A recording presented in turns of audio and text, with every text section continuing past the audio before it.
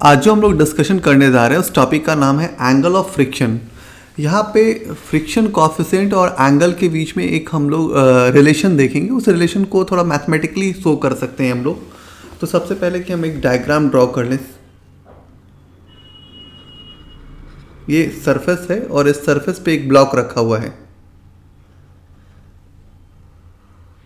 जो basic information है ये क्लियर पता है कि नॉर्मल फोर्स हमेशा वर्टिकली अपवर्ड एक्ट कर रहा है यहाँ पे,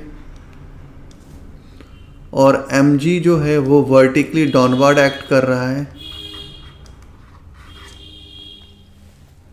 सर्टेन की हम मानते हैं कि यहाँ पे कुछ अप्लाइड फोर्स हम लगा के रखे हैं, एक्सटर्नल है ये।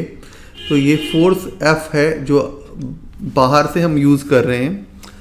जब इस पे फोर्स लगाएंगे तो यहाँ पे फ्रिक्शन लगेगा। दूसरी बात कि फ्रिक्शन जो होता है वो अपोज करता है रिलेटिव मोशन को। तो सर्टेन हम यहाँ पे क्या कर रहे हैं, सरफेस से मुझे दिखाना चाहिए तो हम थोड़ा सरफेस से ऊपर दिखा रहे हैं क्योंकि तो फिगर को थोड़ा क्लियर विजन दे पाए। तो यहाँ पे थोड़ा सा हम और इसको कवर कर लेते हैं तो फिर मेरे लिए थोड़ा इजी हो जाएगा।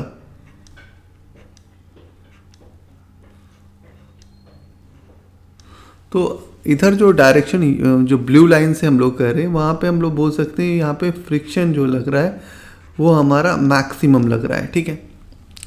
तो यहाँ इस नॉर्मल फोर्स का, ये जो नॉर्मल फोर्स लगा है और ये जो फ्रिक्शन लगा है इसका एक रिजल्टेंट ड्रॉ करते हैं।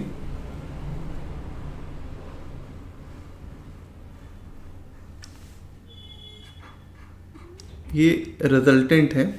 बेसिकली रिजल्टेंट ऑफ क्या क्या है, तो ये रिजल्टेंट जो है वो फ्रिक्शन मैक्सिमम का वैल्यू है और नॉर्मल रिएक्शन का वैल्यू है। तो ये जो R हम लोग डिनोट कर रहे हैं, बेसिकली इस R को हम लोग टेक्निकली लिख सकते हैं। तो ये लिख सकते हैं resultant of friction maximum, that's mean the limiting and normal force या नॉर्मल रिएक्शन, जो भी आप यूज़ करना चाहते हैं यूज़ कीजिए। तो सर्टेन यहाँ पे आप देखो कि यहाँ पे कुछ एंगल्स क्रिएट हो रहा है। सर्टेन कि यहाँ पे आप देखो कि यहाँ पे कुछ एंगल बन रहा है और ये एंगल एज्यूम कर लो कि वो एंगल थीटा है। थोड़ा बेसिक सा चीज़ें लिख सकते हैं। इसको A मान लेते हैं, इसको O मान लेते हैं, इसको B मान लेते हैं और इसको C मान लेते हैं और बहुत बेसिक ट्रिगोमेट्री यूज़ करते हैं। तो tan थीटा इक्वल टू क्या होता है, परपेंडिकुलर बाय बेस। तो परपेंडिकुलर क्या होगा, एंगल के ठीक सामने। तो एंगल के सामने क्या बन रहा है, BC बाई बेस। बेस क्या हो जाएगा, OB।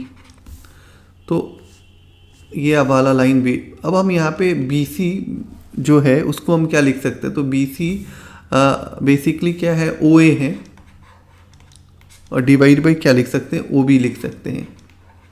और यहाँ पे हम क्या लिख सकते हैं कि OA क्या है, तो फ्रिक्शन का हमारा मैक्सिमम वैल्यू मतलब limiting friction divide by R। तो हम जैसे इसको थोड़ा और लिखें तो क्या लिख सकते हैं, tan theta equal to friction. Friction के बारे में मेरे को पता है कि क्या होता है, μs divide by R। R यहाँ पे रिएक्शन है, हम चाहते तो नॉर्मल भी लिख सकते थे। मतलब इस R को नॉर्मल है तो ये मतलब रिएक्शन फोर्स भी है, तो नॉर्मली हम यूज़ कर रहे हैं तो यहाँ पे R भी लिख सकते हैं और R कैंसिल हो जाएगा। तो tan थीटा किसके बराबर हो जाएगा, तो tan थीटा बराबर हो जाएगा म्यू इंटू एस के बराबर हो जाएगा। तो एक रिलेशन आ गया एंगल और म्यू एस के बीच में, ठीक है।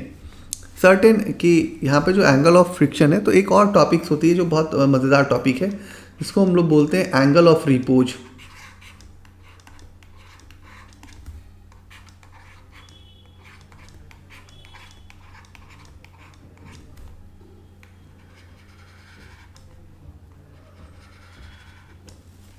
तो इस टॉपिक को थोड़ा क्लियर हम कर पाए तो इससे पहले एक चीज़ आपको बताते हैं कि सर्टेन सोचिए कि अपने पास एक इंक्लाइन प्लेन है, नॉर्मल सा कंडीशन है, एक ब्लॉक ऐसे रखा हुआ है और सर्टेन हम अब क्या करते हैं यहाँ पे कि एक और प्लेन बनाते हैं, बट हम इस प्लेन का इंक्लिनेशन को ज़्यादा रखे हैं। तो ऑब्वियसली है कि इसमें ब्लॉक जस्ट स्लाइड करने की टेंडेंसीज में आएगा, मतलब कम एंगल है तो वो हो सकता है कि स्लोप कम है तो आपको वैसा कंडीशन ना मिल पाए जहाँ पे आप जा करके मूव कर पाए।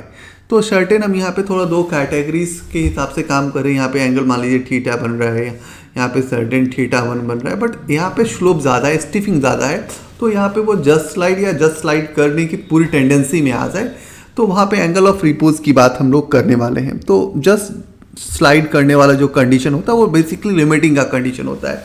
तो हम यहाँ पे एक फिगर सबसे पहले ड्रॉ कर लें। तो सबसे पहले हम फिगर यहीं पे ले लेते हैं, ज़्यादा बेटर होगा मेरे लिए। कि मानिए कि हम लोगों ने एक इंक्लाइन प्लेन बनाया है और इंक्लाइन प्लेन पे एक ब्लॉक को रखा है और ये ब्लॉक जस्ट स्लाइड करने की टेंडेंसी में है।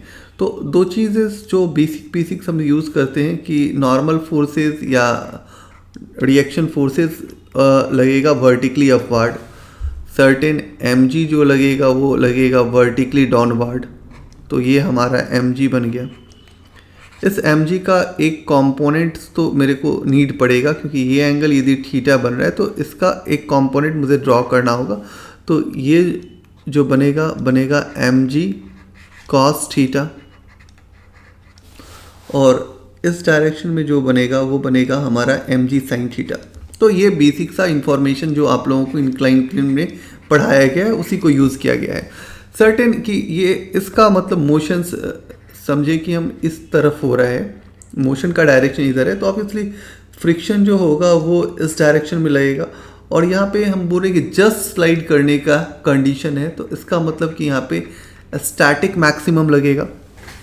तो क्लियरली है कि यहाँ पे जो नॉर्मल है, नॉर्मल किसके बराबर है, तो नॉर्मल है यहाँ पे mc cos थीटा के बराबर है। सर्टेन दूसरी क्राइटेरिया है कि यहाँ पे mg sin थीटा की जब बात कर रहे हैं तो mg sin थीटा और फ्रिक्शन के बीच में कुछ तो है कि जस्ट स्लाइड करने के कंडीशन में है, तो बैलेंस वाली इक्वेशन है। तो यहाँ पे जो F मैक्सिमम है वो आपको इक्वेशन को, ये जो F मैक्सिमम वाली हमारी टर्म है, जो हमारी ये F मैक्सिमम वाली टर्म है वो किसको बैलेंस कर रहा है, तो वो बैलेंस कर रहा है आपके mg sin थीटा को।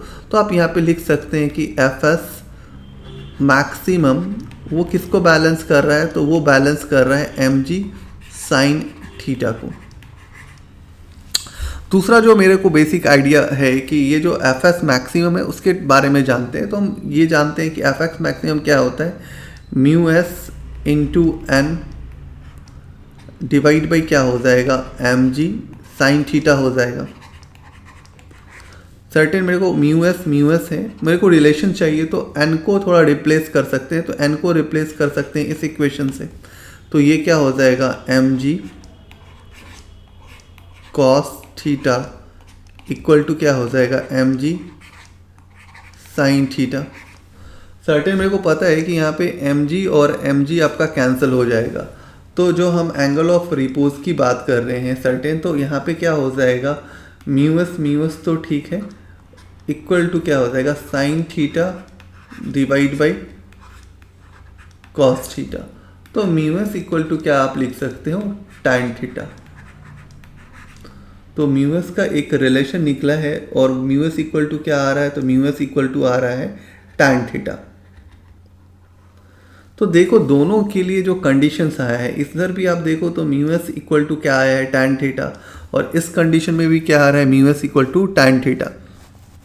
तो सर्टेन आपको ये तो क्लियर हो गया कि दोनों कंडीशंस के लिए एंगल ऑफ फ्रिक्शन हो या एंगल ऑफ रिपोज हो, उसके लिए जो म्यूएस होना चाहिए वो किसके बराबर होना चाहिए, टैन थीटा के बराबर होना चाहिए। तो आज के लिए थैंक यू।